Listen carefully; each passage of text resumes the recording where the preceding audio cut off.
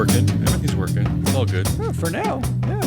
Live from a pile of anti-DEI strawberries, bleached white with Clorox. It's an all-new, terrific Tuesday edition of Business Pants, joined by analyst Hall Matt Moscardi. On today's nomination committee snooze fest, that's a really weak, sorry tagline, called Not great. May 5th, 2026, The Blame Game. You're kind of trailing off there. Yeah, it's I don't know, it's just my mood. Just You're my on mood. vacation, though. You're on vacation. Yeah, I'm going away tomorrow. tomorrow. So it's going to be you. Are you going to do some solo shows? Get some guests? What are you going to do? Have you decided? So I haven't decided. First of all, I don't know anybody. Nobody listens Simply to the not show. true. And so guests are probably, in limited supply. I might do a short proxy countdown. I can't do the things you do. I can't. I'm not gonna obsessive. read 5,000 8Ks. Exercise my OCD. Yeah, I'm gonna do some analysis. We all need on, a break once in a while. Quick, and then on the Friday shows. I don't know what's gonna be the Friday show. It's just me ranting. Well, you know what? We are tinkering with a new format, and we've kind of sort of vaguely heard some positive feedback about it with listeners, audience numbers. So maybe you could work on that. Try to get our what did it call? Our in and out game. Kind of make it better. I don't know. Yeah. Okay. Hit the board. Sure. All right. Or I could just cancel I could cancel my vacation. That would be preferable. Yeah. Which is, I think, my first vacation anyway. I don't actually remember the last vacation. Yeah. It's but been thankfully, a while. I've completely segued into not taking airplanes. Oh. I'm going to Canada, but I'm not taking an airplane. So I feel like I've already won. I'm Are you gonna a be winner. able to get back in the country, or That's a good point. Yeah. Is that the worst case? I mean, I could. The worst case scenario is you're stuck in Canada where things are civilized. Yeah, they have have the internet. shows. Yeah. But they don't have computers, do they? No, I don't think so. They're in a different time. All right. Our show today is being sponsored by Free Flow Analytics and freeflowanalytics.com, the only platform measuring board power, connections, performance for free. Now, yes, that's right. I am happy to report they've fixed a lot. Yeah, a lot's been fixed. I love it. I don't know what else is coming, but enough has been fixed that I'm fully using it now without any issues. Yeah, it's there's a couple of mismaps here and there, and a couple of little issues, but there's issues with all data providers. I mean, here's the thing. I know the people at Free Float, and they buy some data from other places. They've put together a lot of data themselves, but they have to QA massive corporations' data sets because the data is bad, it just changes arbitrarily. And, BlackRock and Vanguard and State Street, and they buy the data from those institutions too. I don't understand how anybody gets anything done. Their data's just not that. Half of it's not that good. Our data's almost better than theirs. Isn't that why every company other than ours is trying to sell some kind of AI element? Yeah.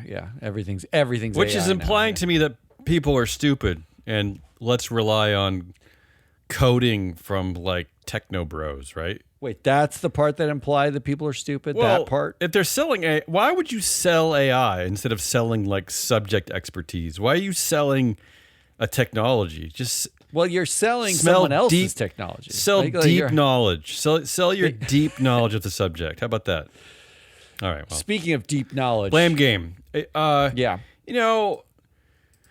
Again, we throw a lot of games every week. We do good game, bad game, nuggets. Now I have a new game in and out. But maybe we should start to focus on the games that people seem to like the most. Is that that would be none games? That would be games are those? I guess that would be the blame game, and maybe this new game where we help people figure out their investments. I do like the blame game because it forces you to actually think a little bit, and we can make jokes still. It's one of my favorite things think that we too do. much. The only thing I hate about the blame game is it puts a burden on our writers and research staff. It is a lot of work. It's a lot of work. All right, I'm going to start us off. These are headlines from the last 2 days. Coinbase cuts headcount by 14%, citing AI acceleration. This is the headline. The shares are gaining. That's the headline. Of course they are. That's the thing. Say AI, say job cuts, I shares love that, go up. too, that you're making this announcement after weeks of reports coming out that all the CEOs are lying about the AI. They're just firing people. So what's good timing here? But I kind of broke this up into two parts. Investors didn't get those reports. Let's take this in two parts. Let's start with Coinbase cuts headcount by 14%, citing AI acceleration. Who do you blame? I got a good list here. This might be tough for you. Co-founder, CEO, chair Brian Armstrong. He's the bald wonder, I call him. I mean, I just made that up. Isn't it it's a dual class company, isn't it? Isn't he like a near dictator? I'll get to that. He's got nearly half of the voting power, 49.6%. Let me tell you something about Brian. During the can you believe there used to be global protests for racial justice, and that was only like 5 years ago? Doesn't that astound you? That is weird. Yeah. Why would you let that one go? To me, that's like the most fundamental, easiest thing to protest. Like to systematically hold people down or to judge people or whatever you're doing based on their skin color. That's something we can all get behind. No, I mean the Trump administration sort of agrees with me because they're fighting for white people's rights. But how come they're not still fighting for black people's rights? I don't really understand why they've dropped that part of it, or brown people. But simultaneously, they are saying that certain industries are being discriminated against. So I don't know that they totally, like, they're paying for wind farms to not happen. So I'm not sure they understand what discrimination is. So Brian Armstrong was on the forefront of this movement when he said he I think he was actually the first CEO of his kind to do this. He effectively banned employees from discussing social issues or activism at work, saying, quote, "We don't advocate for any particular causes or candidates internally that are unrelated to our mission because it is a distraction from our mission. We won't engage in broader societal issues." So he was like, "Nuh-uh." What's their mission?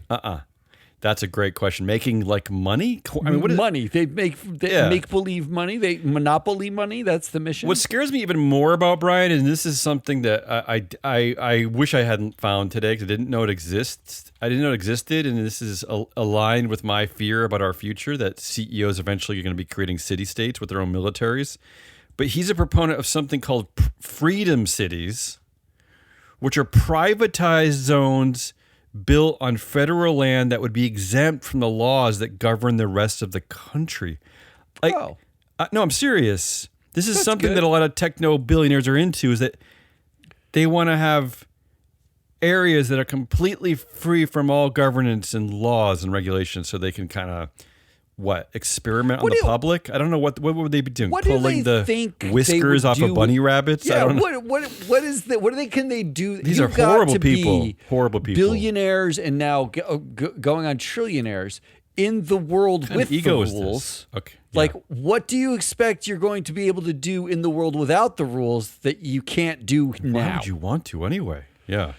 Just so you know, their mission is to increase economic freedom in the world. That means nothing. I understand in the world. And I guess I understand. I kind of vaguely understand to increase. Isn't economic freedom a societal issue? Economic freedom. But we don't advocate for any particular causes or candidates internally that are unrelated to our mission. Well, actually, I like that. We won't engage in broader societal issues. That is the broadest societal issue, economic freedom. Is he helping that mission by firing 14% of his staff? Do they now have economic freedom? They're free now. They're free. All right, so that's Brian. Do you blame one of the directors at Coinbase? That would be a Meta Platforms director, Mark Andreessen, your favorite, Mark Andreessen. Oh, God, that guy's such a blowhard. I could go on and on about this guy, but let's just start with this quote from his manifesto. Our enemies. This is his words, not my words. This is from last year, right? Or 2 years ago. 2 years ago. Yeah. Our enemies are social responsibility. This is a Meta. Yeah, kill it. This is a Meta. Get it. This is a Meta Platforms director. So there's some responsibility over there. Go get it. So anyone who just is like, invests in indexes that includes Meta Platforms, and you think that you're like your hands are free, you're not. You're not clean. You should talk to your broker or whoever. You should get out of it. But anyway, here's the quote. Our enemies are social responsibility, stakeholder capitalism, precautionary principle, sustainable development goals, social justice, and ESG. These are all ideas that would lead to a stagnant, decadent, and ultimately dead society. That's some tough words there. You know what's amazing about that? So there's I know all those terms except for one that I had to look up at the time, and it's precautionary principle. I didn't know that either. What does that mean? Like not taking risks? No. So that's how I think he wants you to read it. Here's the definition of it according to like the European Parliament. Okay. It's when decision makers take protective action against environmental or human health threats. What? Oh, because is he like is it a God thing? God complex? Yeah. I don't. What are you opposing? How is protecting human threats enemy? Well, it's funny because he also said that impeding the development of AI in any way is a form of murder. Yeah. No, I would murder Claude if I could. Yeah. That's the second guy you could blame. Again, director at Coinbase and Meta Platforms. And you referred to this before. You could blame the dual class share structure. This is what gives Brian all his power because his Class B shares are entitled to 20 votes per share. Again, that's not a misprint. That's a real thing in our culture. 20 votes per share. He was not feeling it with just the 10 votes per share that everybody else got. He needed the 20. How about this weird person you could blame? So not only does he control 50% of the voting power on his own, but he also, there's a trust established by him, Brian Armstrong, that represents an additional 19% of voting power. But he claims kind of a distance from it because it's controlled by an independent trustee named Jeffrey Billings. So could you blame Jeffrey Billings for enabling Brian to have even more secret power there? No. Now we're stretching. I mean, remember that forget it. It was Let's not talk about it. Coinbase Move on. head count, right? Let's move on. All right, what about the co-founder? This guy is also director, co-founder Frederick Fred Ernest Ersum III. He sounds like he has about 11% of voting power. And let me tell you a few things about him.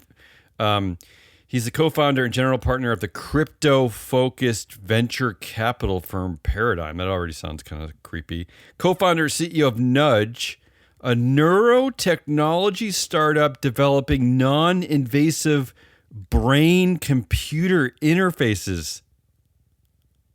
Think about this. So not the chip in the brain? This is a Duke. This is a Duke grad who started his career at Goldman Sachs, and now he's developing brain-computer interfaces. This is all our culture needs. Critics have claimed that he's potentially even more dystopian than Mark Andreessen because, again, he's trying to program the human brain. I mean, he's into some really weird stuff. He wants to a future where human systems are replaced by coding. You know, he just wants to engineer humans out of our world. He's also a major backer of the Prometheus Summit, which is a secret gathering of tech elites focused on longevity and assisted reproductive technologies. I mean, this is all horrible to me. He was also appointed to Trump's Council of Advisors on Science and Technology. This is one of the guys. You want to know who else is on that council? Is it Mark? Mark Andreessen. Mark Andreessen. Yeah, I mean, think about this. Think about this board. Anyway, or finally, could you blame? There are two women on the board, which seems very anti-meritocracy, very wow. DEI. Why would you even have them? Could you blame those two women? That's a lot of women. First of all, this is what a shit show. I know that like on the conservatives and the dystopian right and the like tech bros, like they bring up George Soros as like this secretive evil billionaire, evil Jew. I don't read about a lot of like secret liberal gatherings. No, well, do you ever read about like the gathering of secret liberal billionaires? Didn't George's parents like die in the Holocaust? Is that the same thing?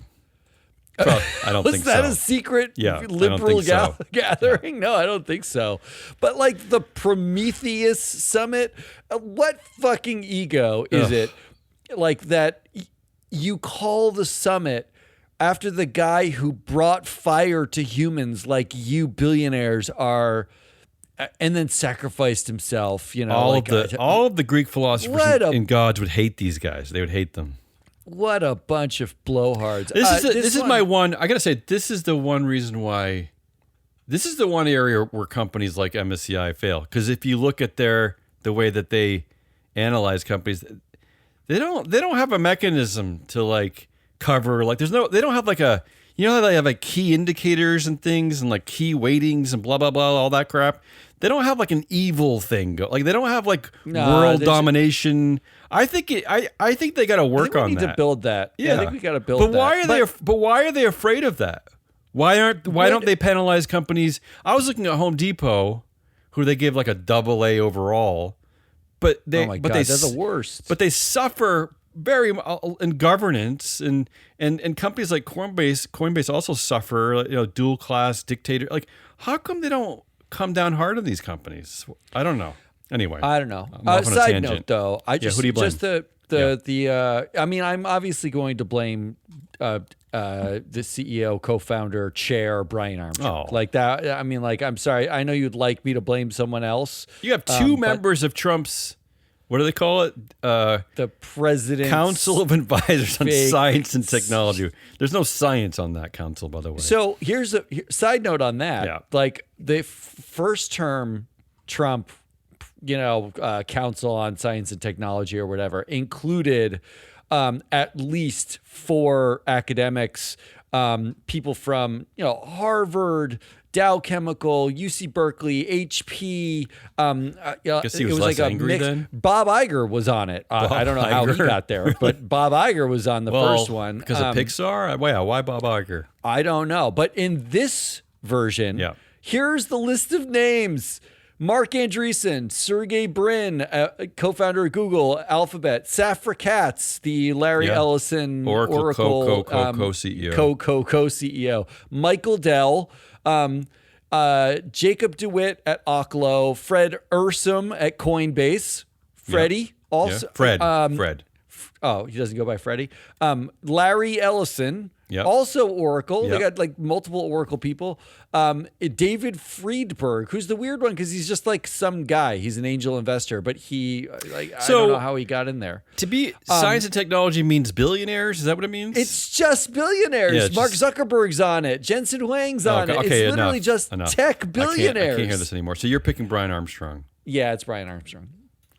All right. All right. Why don't you take over? Do one. I have one, and then I have 2 kind of fast ones after. So I'll do the 2 fast ones together, but I'll do the real one first. Yeah, nobody cares about that, by the way. Just do one. Don't tell me what they care about. Okay. I have no idea, actually. We have no idea. We don't have any listeners. All right, here's the headline. Tone-deaf Starbucks CEO slammed for justifying $10 coffee as, quote, affordable premium experience. This is the expected outcome, right? From a man who had an utterly egregious pay package when he joined this company. His first year, his CEO pay ratio was 6,666 to 1. This is where we get. We could have predicted this. I mean, we could have in a satirical moment. We easily, our writing staff easily could have predicted this, right? We knew it was going to come to this. I think we probably did. We knew. I don't know how. I'm actually impressed that people still go to that place. I don't even know how they. I don't know how they afford it. Let alone support the corporation. Frankly, his pay package now looks cute compared to the pay packages we're seeing. Still horrible. Like Hock Tan, Broadcom sells coffee. Just got but he does sell coffee. All right, so who do you blame? Yeah, I'm going to give you a bunch of people. Here we go. Let's start with this group. Mike Sievert, Jorgen Nudstorp, Neil Mohan, and Brian Nickel. Now, the first 3 are directors, and Nickel is the CEO of Starbucks.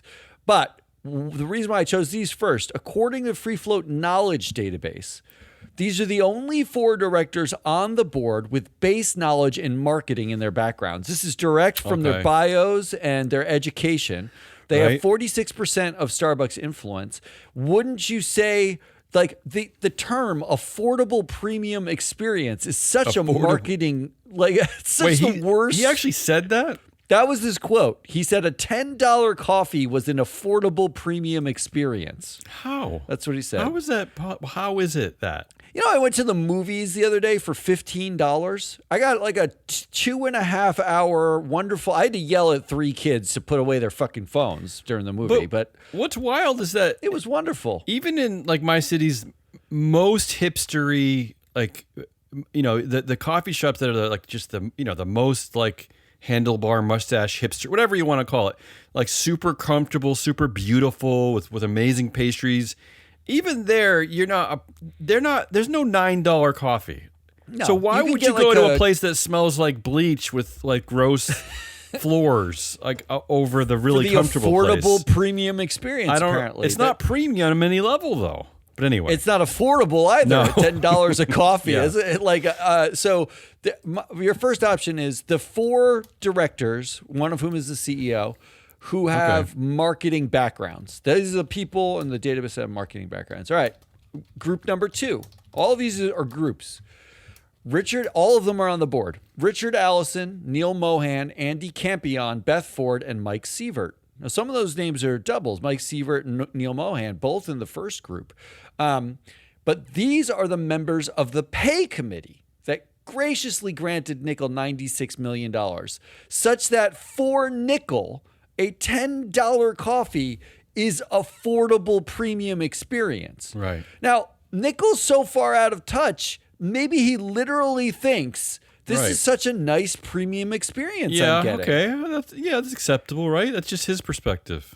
That's just his perspective. Meanwhile, there's other headline you pulled. CEO pay surges 11% while workers' wages stagnate at 0.5% in 2025, right? Like, so we talk about it on the show all the time. We're seeing CEO pay explode. Yeah. And nothing happening year with after worker year pay. after year. In the last 5 years, every director on Starbucks was tagged in the free float database as a bottom payer. A bottom payer is a director who across all their boards gets flagged for paying their employees, the median employee, in the bottom quartile of all peers. Mm-hmm. So we just flag them every time your median employee is in the bottom quartile. That's something you could invest on if that was important to you. It's simple. It's just saying, like, do you pay the worst of all your peers as a member of that board? And every director on Starbucks has been flagged for being a bottom payer in the last 5 years. At the same time, Starbucks CEO pay was tagged as an atypical overpay, meaning they're overpaying the CEO, and that's versus their peers. And the board average 5-year CEO pay ratio is in the bottom quintile. These people, so it's not just that they don't pay their employees. It's that they overpay the CEO and don't pay their employees, and they do it everywhere they go. Not just one place. Everywhere they go. Isn't that how typical drug empires work? I mean, maybe that's okay. Whenever I watch shows like, when you watch like the Breaking Bad or The Wire, isn't that usually how the organization is run? The people at the bottom are Avon Barksdale got all the money. It's not very glamorous at the bottom. Although in those shows, the boss typically goes to jail or gets killed. Okay. In this version, the boss typically ends up on boards after they retire and continues accruing capital forever, and there's no accountability for anything. So these are the 4: Richard Allison, Neil Mohan, Andy Campion, Beth Ford, Mike Sievert. That's the pay committee. These were the members of the pay committee. Okay, got it. Who made them so out of touch that $10 is an affordable premium experience. All right. Number 3. How about Beth Ford, Daniel Servige, and Neil Mohan? Okay, who are they?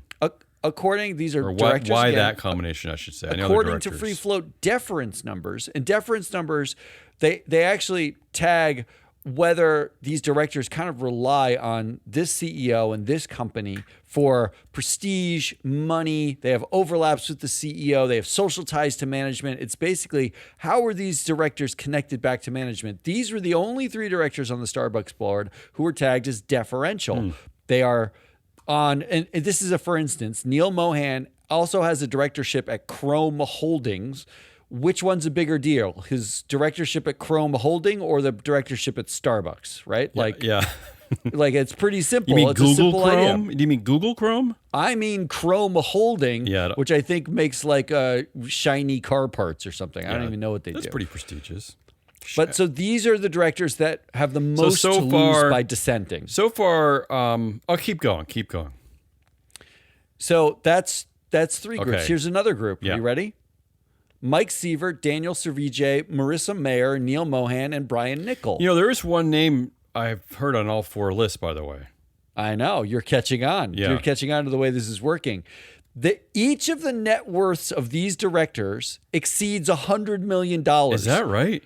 That is... Servige is part of the Nepo. He's a Nepo baby, part of the Grupo Bimbo. Oh yeah, money. they make like Wonder company. Bread. They make bread, like crappy They make like bread. bread and stuff. Yeah. He's worth over $3 billion With no nutritional value. Marissa Mayer is one of the only examples of a female She's worth fail that up. much? She's worth that much? She's worth more than $600 million because of her time at Google and Yahoo. Wow. And the amount of money she made in both of those places. Mohan got a $100 million stock retention bonus in 2013 alone. Yeah. And is the CEO of YouTube, which is the ultimate artist exploitation machine. Well, right? and drug. An amazing drug itself, right? It's the best drug. Yeah? It's maybe better than every other drug. Yeah, at it's this a point. wonderful drug, yeah. So that's another group. These are people who are so out of touch with what's affordable that how on earth can they price a cup of coffee? Although I think that to Neil's credit, first of all, he's on every list, but to his credit, if you get a subscription to YouTube, to get rid of the ads, I think it's basically the same cost as that coffee you're talking about per month. Yeah, per month, right? Right. It's your per month cost Yeah. of So one affordable maybe it is a coffee. premium experience. And the last 2 are number 1, Neil Mohan, who is Right. on every Thank single you. list, Yeah. or Brian Nickel, because even though Starbucks generated record profit in the last quarter, he's managed to avoid negotiating with the union, and he just called $10 for a few roasted tree beans affordable premium. Well, I can tell you one of the reasons why the profit is because I have been reading and noticing. I don't go to Starbucks anymore, but I used to use the app. They have basically eliminated all discounts and freebies and coupons. Like they've just gotten rid of all of it. Yeah, everything's gone. Yeah. So there's some extra money for their pockets, right? One little funny part of this that you missed is that he really said. He talked about the premium experience. They're questioning him that the cup was $9. He said, yeah, but it's still less than $10 and I get a really premium experience. So, you should be thankful it's less than $10. It's less than $10. Yeah. And until you're like, can I get like a chocolate chip on top? Kind of a weird thing to like, say. He should have said it's less than $10,000. Then I would have been relieved. Then it would have been like, yeah, that's a premium experience. This is So a tough those are your one. options. So It's a lot of options. I kind of want to go right for Neil because we've talked about this company a lot. This is probably my favorite company from a corporate governance perspective. It always has been. And it still is, actually, even with this leadership shift, because, Melody Hobson's gone, Howard Schultz is gone. But then they come in with this new guy with this incredible pay package. It is just an incredible FU to workers. Remember, it was like asking people to come back to work in the office, and yet he gets to fly a private jet from California. And he's just a big fat ego, this guy. But Neil... I love that Neil is the CEO of YouTube and he's on a drug board. I just think it's great. I mean, maybe he's the mastermind here. Maybe he's the quiet. You know what? I'm going to blame Neil. I'm just going to blame Neil. I know you weren't expecting it. I'm going to do it. I'm going to throw. Neil's fault. I'm going to tell you that this whole thing, all of my options, Yeah. were basically a test and a misdirect, and you failed. The real answer is Andy Campion, because his 2026 proxy drink was a non-fat latte with sugar-free vanilla protein foam, which is a drink that costs $9. Oh, but you didn't. So he knows what the premium. Wait, so what is protein foam? Is that like they put like a hamburger in a machine and it comes out with foam? Like what does that mean? I don't know how you foam a protein. I'm not really sure about that. Oh, so that's why things are so expensive now, because people are adding on like every stupid thing they can think of. Yeah, it's like the 45 different, it's like 80 different things, and you can order that. That drink has 27 grams of protein. That's a lot. Like a small is 300 calories. Oh, that's it has too many. 34 grams of sugar in it. 4 pumps of, this is the small, okay? And really? This is the small one. Yeah. I'm not kidding. That's a lot of calories in like 8 ounces of water. Yeah. Not only that, but the total cost to you, if you actually bought this, is a $7 drink. It's and that's with no customizations and no tip, the small either, right? No tip, no customizations. The small. If I customized one thing, like I wanted instead of one shot, I wanted like the large, and I wanted 2 shots. So you're up to like $11 almost. Yeah, it's nuts. You know what? Stupid. The crazy outcome out of all of this, too, honestly, and I think a lot of people probably agree with me, is that knowing about this world that exists with the Brian Nichols making so much money and the struggling baristas and they're fighting for contracts, I now routinely tip basically everywhere I go. Especially at a place like Starbucks, I will absolutely I will buy, and I'm like a black coffee kind of guy, so I might buy. I don't know how much I'm spending, $3, but I'm giving a premium of at least like 33%, or what is that? 300%? How do you do the math on that? Yeah, 33% for $1. Yeah, I'm giving them $1. I am making up for this horrible company. That's the worst part, because that's how it's just in my system. I can't not do it. They guilt the buyer into compensating, because these are nice people. Because they're nice. When you spend any time with them, they're nice people. Because Brian Nichol has the advantage of never meeting any of the people in the Starbucks that I might go to, and he doesn't have to care about them. He doesn't have to meet them. I have to stand in front of them and think to myself, if this is a unionized store, you're not getting bonuses because Brian Nichol decided that, sorry, the unionized stores can't get bonuses. You have to look all of these assholes in the face who are like, demanding their drink immediately with their 17, customizations, and tell them it's on its way. It's on its way as you're hustling around. I see your face and I have the guilt that is, you work too hard to not get, and it's the face of like I will give you extra of someone who got their PhD at Columbia for art history, who has like $80,000 in debt. Real. Yeah, all right. How gross it is. All right, I got that one wrong, but I still like my choice. There's not, you know what? People don't talk about Neil Mohan enough. He hides because YouTube is it's a part of Alphabet. CEO. Yeah, he's a drug dealer. All right, my next one is less fun. But actually, want me to do my quick one? I'll do my quick one first. Yeah, do the quick one and then do the other one. Diary of a CEO Founder. I don't know what that is. I don't care. This is a guy who runs a company. I don't know. This is a guy who runs a company. He's a CEO, whatever. Says he hired someone with 0 work experience because she thanked the security guard by name before the interview. Who do you blame? Here are the choices. The so-called meritocracy. That's the first choice. Okay. That's it. That's all I have. Isn't this where we're basically at now? This person had no experience. A gut feel. No, the resume I guess was 2 lines long. It's exactly. It is. We're on gut feels, and we're supposed to be feelings. And we're supposed to be applauding this guy because he's like, he's so emotionally mature, right? Because he rewarded her, but then how can anyone get ahead? We're now, okay, we have established over and over the boards are controlled by white men, the CEOs are white men, the chairs, the source of money, VCs are white men. So we basically have to get in line and be approved by these people because we can't bring our degrees and our experience anymore. We can't bring our actual merit because the merit doesn't matter. Not to go to school now. Right. They're telling us not to go to school.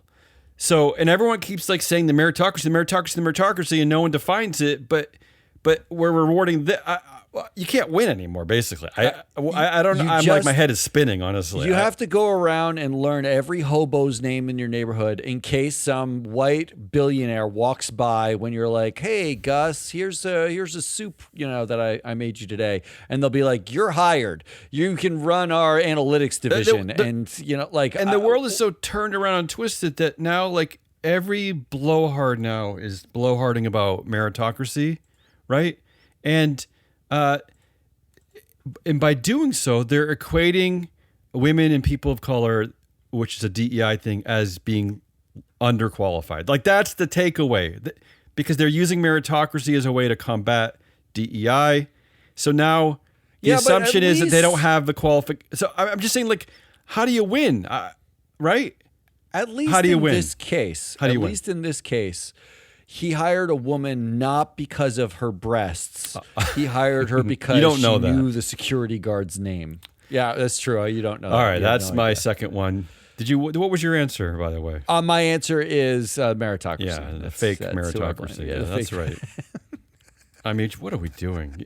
Yeah, I mean, it's a good point, right? All these guys, all these dual class share dudes, all these like founder bro modes, they're all telling you don't go to college anymore. It's college is stupid. Yeah, but how do you define merit? How do we get there? How do we get there together? I don't understand. Being educated is not merit anymore. Having a great recommendation from your dean because you're so hardworking and you had like extra jobs for your scholarship. That doesn't matter. No, nobody. That's not what's going to get you a job anymore. Okay, I'm going to move on. It's knowing Carl, the security guard. I'm going to move on. My last one, which is super horrible and long and boring and dumb, but I had to tackle it. It's kind of a two-parter. Yeah. Sorry. Before you go on, go ahead. I just found the CEO's LinkedIn letter about this. He said that the lesson he learned by doing this was hire the hard thing. The what? Hire the hard.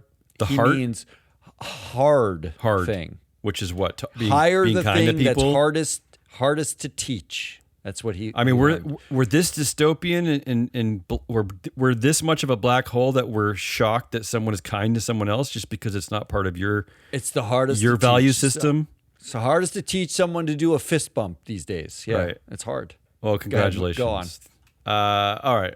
Kind of a double headline, but I'm going to tackle it. I'm going to try to go quickly because we're already over time. I love how we always think our shows are going to be short. We're like, oh, we got a short one today, but then we babble on forever. Elon Musk, SpaceX could be... Are you covering this or you're out? No, but I don't like it. It could be... This is a two-parter. Could be fast-tracked into S&P 500 after IPO under proposed rule changes, and same day, Elon Musk settles SEC lawsuit over Twitter purchase and agrees to pay $1.5 million fine. Let's start with that one. Let's start with that. What a joke. Let's start with this stupid settlement. Let's not forget that Musk... So here's the background.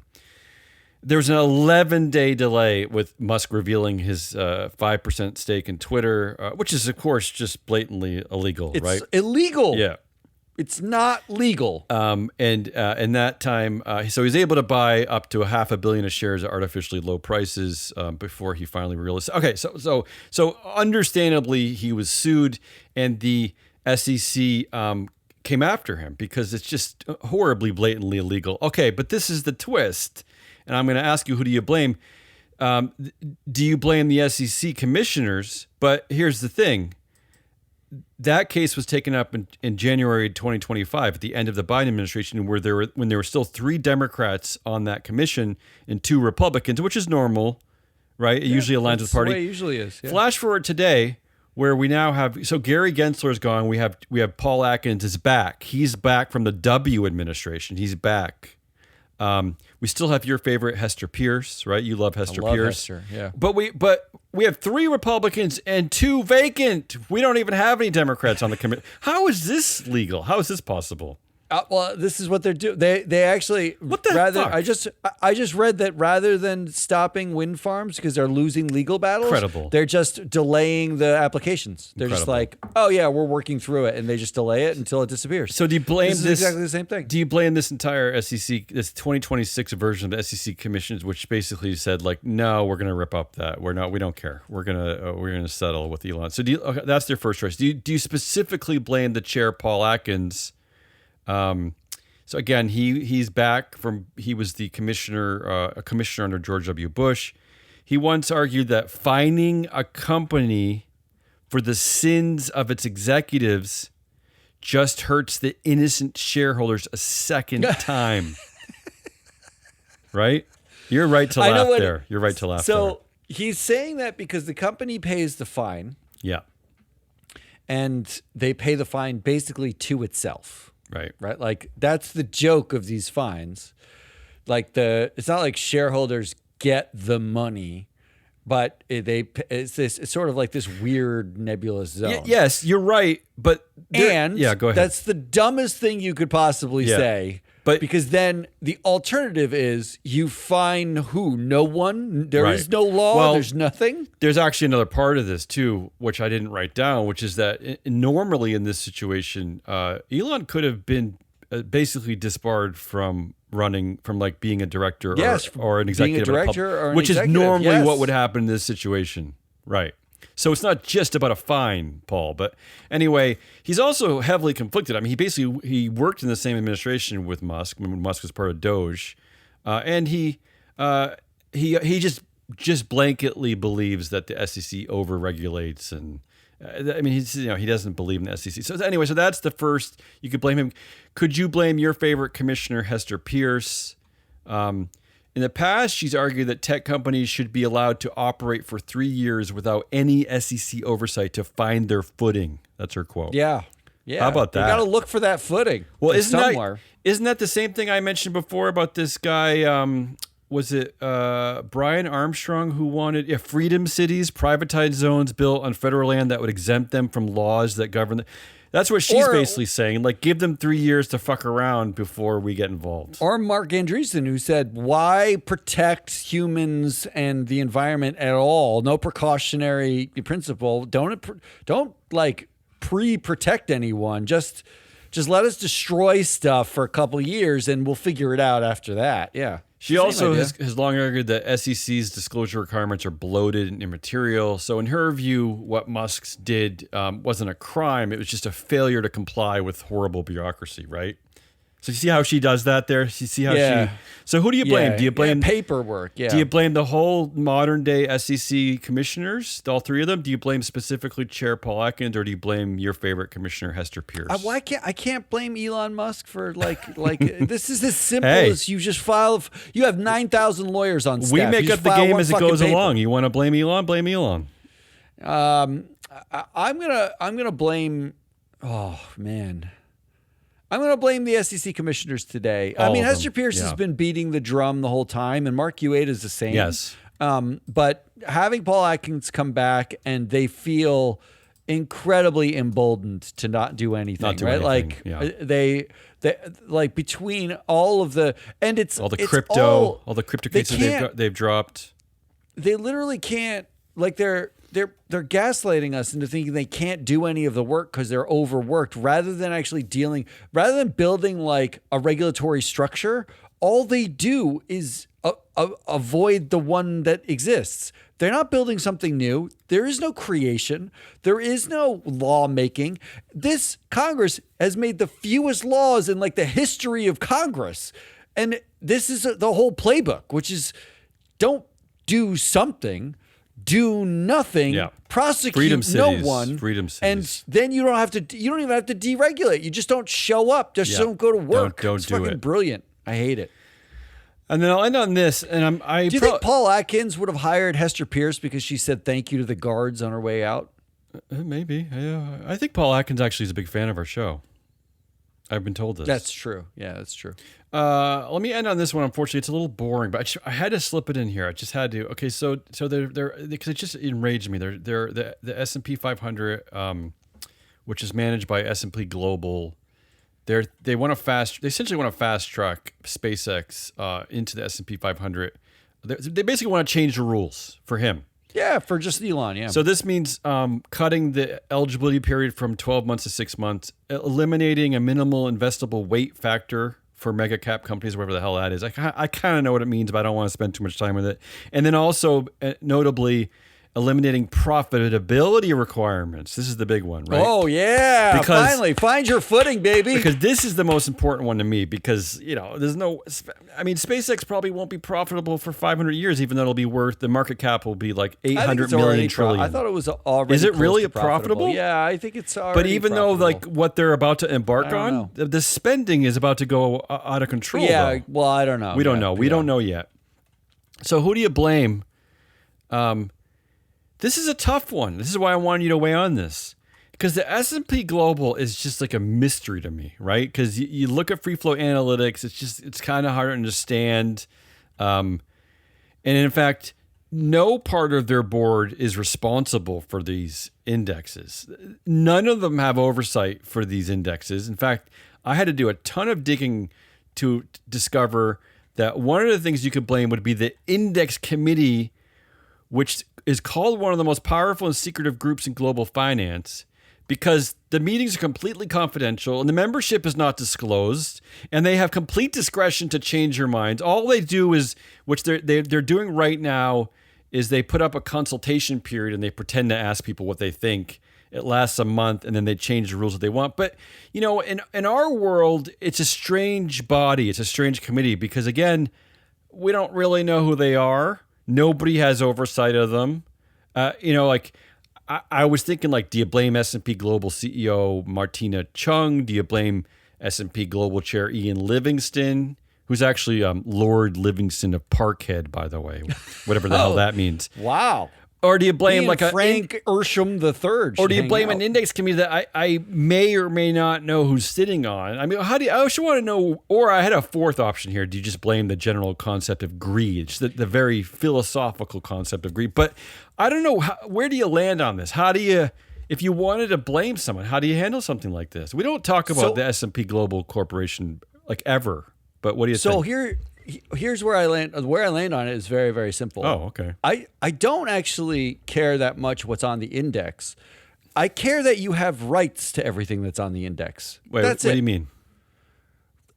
SpaceX is going to have 10 vote per share class, and Elon Musk is going to control it. Yeah. Zuckerberg, Spotify, Snapchat, like the S&P 500 is littered with companies, even Ford, where they allow dual class shares and control to exist. Yeah. So all of it is make believe. Like, as soon as you've crossed the threshold into, as a shareholder investing in this index, there will be companies that you have rights at and companies that you don't. As soon as you cross that threshold, what do I give a fuck if you put on a company right after it IPOs or if it's profitable or not? What I care about is, can I vote the CEO out when they suck? Can I vote against pay? These indexes have almost become like modern shields for your guilt, because I think you pretend to not even know who's on these indexes, right? Because you would never, if you were like a moderate kind of, or like even a liberal person, you would probably say like, look, I don't want to invest in like Facebook or Tesla, but I'm okay investing in these indexes because that's fine, right?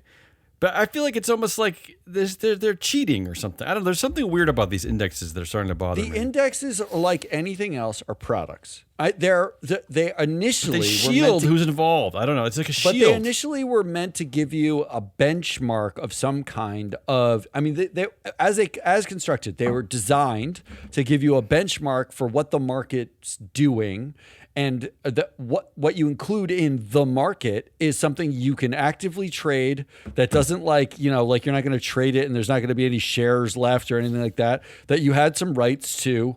Mostly because dual class shares didn't quite exist in the way they do now.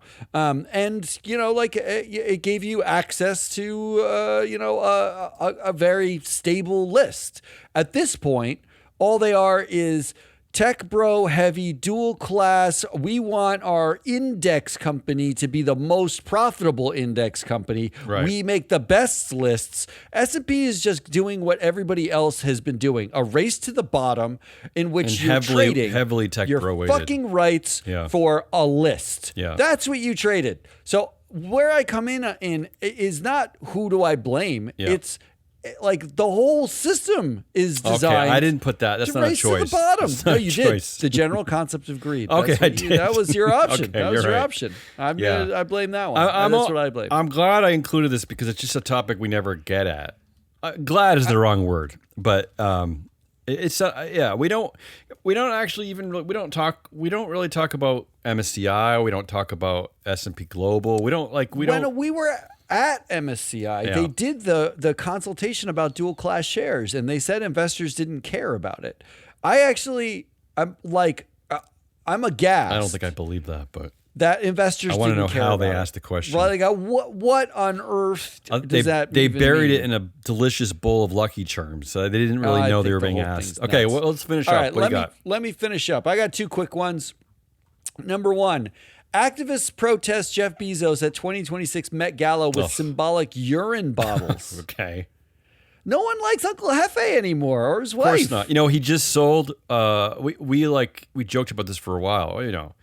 He had the biggest yacht ever, most expensive yacht. It was like $500 million. Remember? And they built it in like the Netherlands. Yeah, it's like in Rotterdam, and they had to dismantle change. A historic bridge because it wouldn't fit out of the harbor. It wouldn't get out of the harbor. Yeah, this guy is a complete asshole. But he now has caught up and has realized that the optics of it and the cost to maintain it is so much that he sold it because he doesn't. It's just the cost. He All realizes he's Lex Luthor. Who do you blame for nobody liking Jeff Bezos anymore? And do you blame Zoran Mamdani? Absolutely, because if there wasn't Zoran Mamdani, we wouldn't have this concept of like taxing the rich. He's the one, obviously, who created it, right? He also skipped the Met Gala. He's the first one, yeah. So he rides the subway, which seems wrong.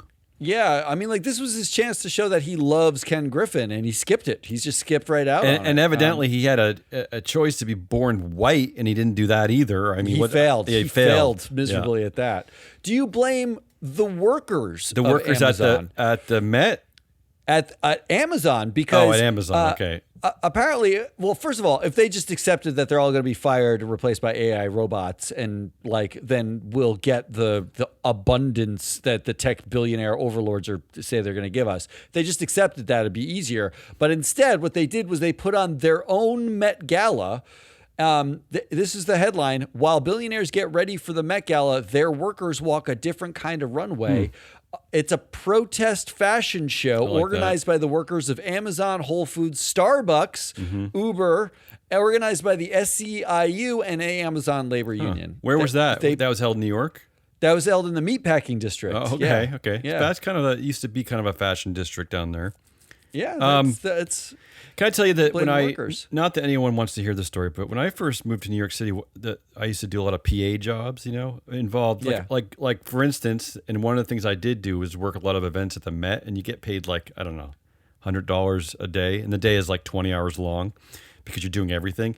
And it's the most soul crushing experience because you're basically doing stupid things for people like Jeff Bezos and getting paid no money for it. And anyway. Yeah. It's the worst. It's the worst. Yeah. Do you blame Lauren Sanchez, Sure. his wife, profiled in the New York Times saying the uber rich should, quote, stop apologizing and, quote, start enjoying themselves? Start enjoying themselves? That's right. They have not been enjoying themselves. Right. And now so they are. So what are they doing on these yachts and these Hawaiian mansions? Like, what are they up to? They start. Feel guilty. She actually said that. Start enjoying themselves. Yeah, start. They feel guilty. Yeah, start. Wow. Or do you blame Amazon's board of sycophants? Oh.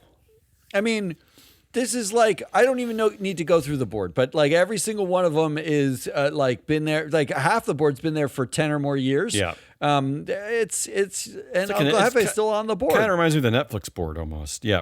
Or do you blame Uncle Hefe himself? Because he seems to continually just think he can buy things and it will make people like him. Like is he the saddest billionaire? Like Zuckerberg and Musk and Bezos seem to be in some sort of quiet competition for saddest billionaire. Well, but Bezos used to care though, so I think he is sad. I think he cares the most. I think he does. Like Zuckerberg is like an automaton. I think he doesn't care about anything.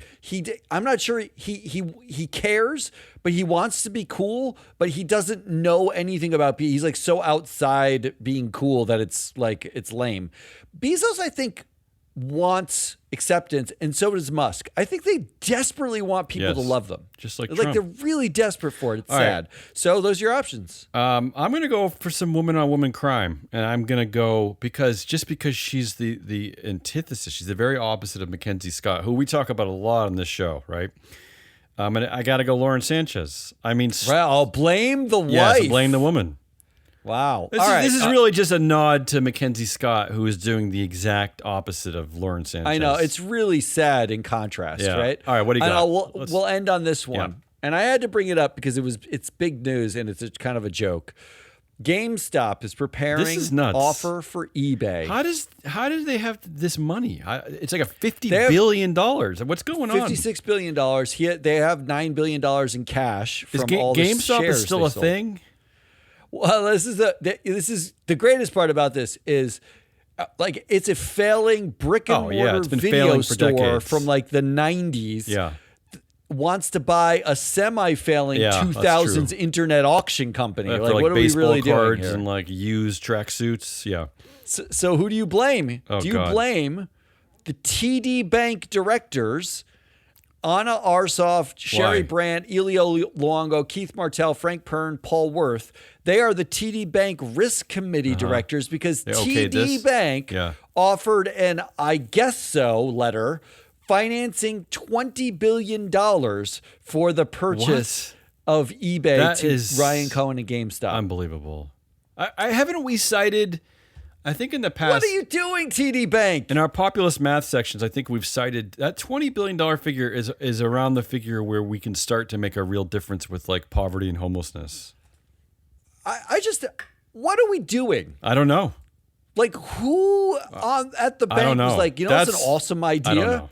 All right, who else? What else? Let's wrap this up. Here's who else. Do you blame Roaring Kitty? Oh yeah, I forgot about Roaring Kitty. Keith Gill. Yeah.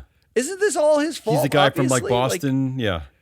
Yeah, he's by last count, he had 9 million shares of GameStop in 2024. Is that right? He might still have them. Okay. Yeah, like that was all part of the joke. I don't care about him. Who else? Do you blame CEO Ryan Cohen? That seems like a good experience. Bet. Yeah. Deep experience selling pet food because he started Chewy.com. Yeah.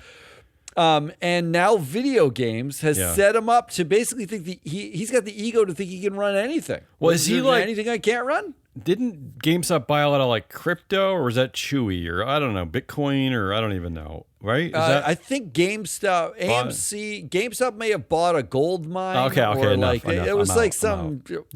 Or do you blame? Who cares? Why the fuck are we even talking about this? This is so dumb. Okay, you know what? Why are we talking about this? Just so we can wrap up. That is my this is like a convoluted answer because I get to vote. So my vote is who cares, but. Because I voted who cares, it actually draws a direct line with an arrow right back to the TD Bank directors who should never have been support. I mean, never, right? Would ever. No, I mean, Ryan Cohen needs a timeout. He like enough. It's all. This is so dumb. It's dumb. It's horrible. So it's the worst. dumb. And I don't even. TD Bank. This is the stupidest. If Ryan Cohen buys eBay, I don't care. Like I don't. And if he doesn't buy eBay, great. I also wonder what you can do with $56 billion that isn't stroke some like 37-year-old's ego because he thinks he can run Maybe he can buy BuzzFeed. He can go in with Vivek Ramaswamy. He can buy BuzzFeed. What are we even doing? It's so dumb. That's all we got. That's all. 17 hours. I'm your analyst, Matt Mascardi. We are free float. Damien's gone for the rest of the week. It's time. So who knows what we're going to do There will be a Mike and Ann show on Shareholder Primacy tomorrow, so go check that out. In fact, they're lining up interviews now. Good. They're lining up some interviews coming Finally. in the next couple weeks. If you want me to do a show, hit me and tell me to do a show. Otherwise, maybe I'll just take the week off. Yeah, you should take a break. You got a lot of stuff to do. Why not? I got other things to do. I'm busy. That's all we got. Until next time, good. Bye.